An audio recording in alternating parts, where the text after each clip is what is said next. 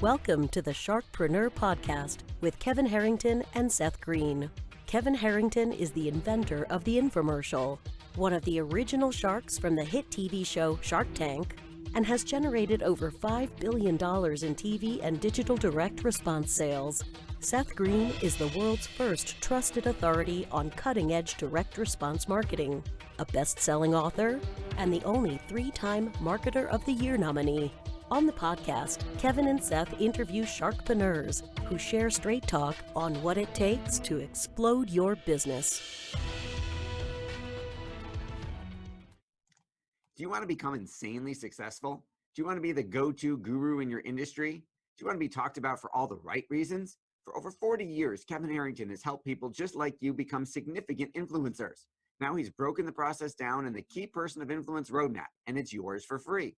Just text KPI to him at 727-888-2100. Text KPI to 727-888-2100 right now and claim your free step-by-step guide. Text KPI to 727-888-2100 to get the recognition you deserve and experience the success as the go-to voice everyone listens to in your industry today. Welcome to the Sharkpreneur Podcast, Financial Services Edition. This is Seth Green. Today I have the good fortune to be interviewing Jason Harsh of Harsh & Associates at Ameriprise Financial. Jason, thanks so much for joining us. Yeah, glad to be here. Thanks for having me, Seth. Sure. Let's go back in time. How did you get started in the financial services business in the first place? So I graduated high school in '99. I thought I wanted to be a history teacher and a high school basketball coach. And my mom, who was a teacher at the time, talked me out of it. So I went to school and decided I was going to be a lawyer. And at that time, I realized I'd have to read a lot. And I thought, I don't think I want to read a lot. So my freshman year of college, some family friends who had a financial planning practice were sharing with my parents that, hey, our assistants are going on break. We need help over Christmas break. I needed a job to kill for 4 weeks. Working for them, literally just filing, shredding, calling clients, sending out Christmas cards. And I talked to the husband at that time, and he said, well, why don't you sit down on a meeting and I'll show you what I do. And I did that. And that was the winter of '99. And I changed my major the spring semester starting in 2000 to finance. And I knew then that's kind of what I wanted to do. That is awesome. Quite an evolution, obviously, from history teacher to lawyer to financial advisor, but things obviously have a way of working themselves out. So you went to school for finance, and did you then graduate and go back to work for the same firm? How did that happen? How did that I did. Yep, I did. So I every summer and winter then through college, I went back and worked for that firm. They were great. Each year, I just kind of grew in my responsibilities. Then entering my senior year, they kind of approached me and said, hey, when you do graduate, why don't you join us as an associate, help us run our practice, and why don't you start growing your own practice? So I graduated in spring of '03, went to Europe for a little bit, came back and started working for them that summer. Okay, and then when did you, am I correct in assuming that you have since struck out on your own? I did. So I had a contract with them. They were great. Actually, our offices are still across the street from one another. Good relationship with them, but I did that for basically 4 years, I think it was. And then I realized that if I really wanted to grow my own practice, make more money, I needed to leave and go out on my own. So Bill and I had a contract. I honored it. He honored it. I left, and it was actually the January of 2007, I went on my own, branched out on my own. Congratulations. So you've been doing that for 12 years. And Yep.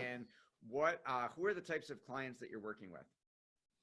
So I've got a range of clients. I have high net worth clients that are, assets under management over 10 million. And I've got clients that still have $50,000 with me. The reason I say that is when I started out and I had no clients, I was taking on any client that wanted to work with me. So as my practice has evolved, that it has grown, and I've been extremely blessed over the last 15 years, I've always made a commitment that if clients are referred to me and they want to pay what the fees are, and they want to listen to me, and again, they don't have to do everything I say, but they want to work and strive to be better financially, then I continue to work with them. And I set expectations on, this is the type of client that you are. This is the service that I'm going to provide as your portfolio grows, new services, new,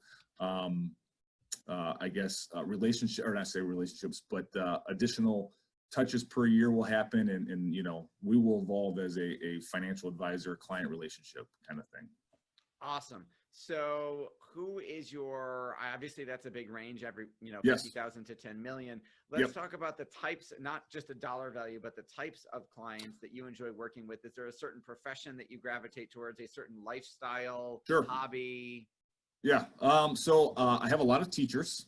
I actually did get to coach high school basketball for a while. So even when I was an advisor, until I got married, and that kind of changed everything. So I got a lot of teachers. Teachers, I always think, make great clients. They marry usually other teachers. They got fixed income, so they're good at saving, and you kind of lay out their plan. I also have a lot of small business owners. I've been very fortunate to network with car dealerships, some restaurant owners, some advertising agencies, and that's been very, very, it's been a big network as well too. And I like working with self-employed individuals because I myself am self-employed, so we can kind of relate. We kind of fight the same battle day in and day out of being self-employed. Absolutely. What do you like best about what you do? Oh, the freedom. I don't think I could ever go work for anybody else ever again. I come from a long line of self-employed. My dad, my uncles, my brother, my cousin, a lot of us have our own business, and we get together on the holidays, and we always joke, I don't know how you could go work for the man. So I like working for myself. I love working with clients day to day. I love that interaction. I like dealing with money as well too. So, every day I wake up, I come to the office. I know that I'm in control, kind of the king of the castle kind of thing. And I like that. Also, with 4 kids now, I like to get to work because it's just relaxing, and it's a lot less stress here at work than it is at my house. But yeah, I have 3. I resemble that remark. Sunday night I said, I got to go back to work and relax. The work is a place for me to recover from the weekend. Yep, absolutely. So I think that's probably most, is working for myself and having that flexibility. Yep. Great. Now, in terms of the clients that you see, what are some of the biggest mistakes people are making with their money before they come to you that you're able to help them fix? So I would say, it's a great question. I would say a couple things that I see. One, we're talking, let's say, a married couple. I always tell somebody has to be in charge of the money. It can be the husband, it can be the wife. It really doesn't matter. But I run into a lot of times where husband pays these bills, wife pays these bills, and they have a joint account that some bills get paid out of. So they don't really have a budget. And I always tell people, if you don't have a budget, you don't know how much money is going out. How are you going to be successful in anything? How are you going to save for retirement? How are you going to save for that new home? Everybody can tell you how much money they make. They just can't tell you how much money they spend. Great question I always ask is, well, how much do you spend on the holidays? How much do you spend for Christmas? And it's like deer in headlights. Husband will say, oh, we spend 1,000. And the wife's like, no, we spend like 3,000. I'm like, well, you don't know. So I think it's a big mistake is not working off a budget, not having somebody in control of that budget. So obviously in our household, I run the budget because that's what I do. But first year of marriage, the budget was like a curse word. My wife was like, what about this budget? Why about this budget? Why do we have to do all this stuff? So that's a big one. The other one that I run into a lot, especially with couples that have kids, is they're really stressed about education for their kids, paying for college. And I understand, I have 4 kids myself, and I understand the cost for education. But I think people have prioritized education over retirement. And I stress the fact that your kids are not going to be your retirement. And so people are really stressed about having X amount of dollars set aside so their kid can go to any university. And I think that's great. But when you look at the retirement outlook or the retirement plan, they're falling really short. And 20, 30 years from now, I think there's going to be a big spread of those that are saved for retirement and have retirement, and those that are going to continue to have to work for retirement. Absolutely. I think that makes a lot of sense. Since you give advice every day, what's the best advice you've ever received? In the financial world? Business, personal development. I would say from a business standpoint, when I trained under the other advisor, he was great. He's still in business. He always said, treat the client like you would treat your parents, and everything else will take care of itself. So I've followed that.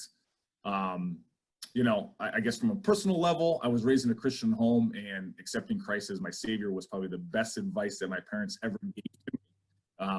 From a personal level, but from a business standpoint, when I learned under Bill, he said, you need to treat everybody like you treat your parents or your brother or your sister, and everything else will fall in place. And I've taken that and been very fortunate to work with clients that have great relationships with, have referred me to their siblings, to their parents, to their children, and be able to grow the practice from that.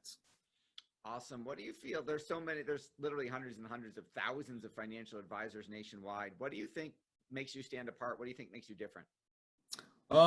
You know, being in business for as long as I've been, or around the business for now over 20 years, I always tell clients when I first meet them, I'm like, hey, I'm not gonna be the smartest guy you've ever run into when it comes to finance. I'm just not. I'll tell you that right now. I know a lot. If I don't know the answer, I'll always get back to you. But myself, my staff, what we pride ourselves on is client service. So getting back to clients, touching base with them when they're not expecting it, following up with their needs and reaching out to them saying, hey, I know we haven't talked since 3 months, but we want to make sure, is there anything we can do for you? And I have found when you have that relationship with clients, when they trust you, when they know that you're looking out for their best interest, things blossom and things grow. And that's really the success that I've had in growing it and you know, not marketing, not doing luncheons, not doing any of that kind of stuff. We just take care of our clients and make sure they know we're putting their best interests, you know, first and foremost. What would you say to someone, to you 20 years ago, about to get into the business? Expect not to make a lot of money. Don't get married right away because you're not going to be able to afford a family. And log a lot of long, hard hours, but it's very rewarding. I can remember at about 24, 25, going out to dinner with my dad, and I'm like, just not making any money. I got all these friends that are engineers and pharmaceutical reps, and they're making all this money. And he said, just keep pursuing it, keep working hard, keep working hard.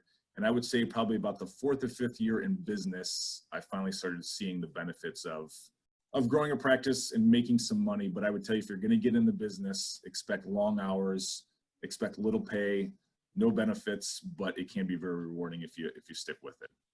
Okay, I think that makes a lot of sense, and there's folks who could certainly resemble that remark. So what do you want, so we talked about advice you've received. You've talked about advice that you would give to your younger self. What about advice that you find yourself giving to clients on a regular basis other than the budget piece? That I give to clients on a regular basis, you know, outside of the investment world, is that what you're saying? Or just in terms of? Outside you mentioned the not having a budget mistake. Yeah. Okay. So yeah. What is some other advice you give to clients you find yourself saying over and over and over again? Having an adequate, proper cash reserve. You know, your credit card's not your cash reserve, so making sure you have enough money to cover those unexpected expenses that take place.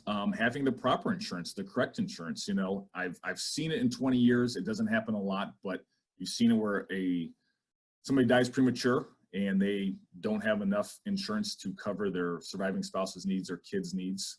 Having an estate plan. I've seen clients pass away that never had an estate plan, and the impact that it had on their one and only daughter, it was rough. It was bad. It was, you know, grandparents got involved, and it was not a pretty sight. So things that people kind of overlook and say, we'll get to at a later date. How much money can I put in my 401k? Yeah, that's great. Or can I buy Apple stock? Yeah, that's great. But not having the cash reserve, not having the proper insurance, not having the estate plan in place is something that I really try to drive home with my clients. And then I also think the Roth IRA is probably one of the most utilized investment vehicles out there that people just don't take advantage of. And I try to explain to them, hey, these are tax advantage savings that you get in 25, 30 years from now. You think taxes are going to be up or down? Well, probably up. All right, you want to have tax-free money, or you want to have taxable money? And so I think a Roth IRA is another one that I'm like, I want to beat you over the head on the Roth IRA. You got to do the Roth, you got to do the Roth, you got to do the Roth 401k if it's available to you. Awesome. Great advice. Those folks that you're working with, how are you bringing them in the door? How are they finding you? Referral based, 100%. So I do have a website. I don't know how many people actually go and type in local financial advisor, Toledo, Ohio, but it's all referral based. And I've been very fortunate with that and very blessed. And we continue to trust that God's going to provide for us, and he has. And that's what we've done over the last 15 years here. Absolutely beautiful. All right. Anything else? I know your time is incredibly valuable. Anything else you want to share that I didn't think to ask you?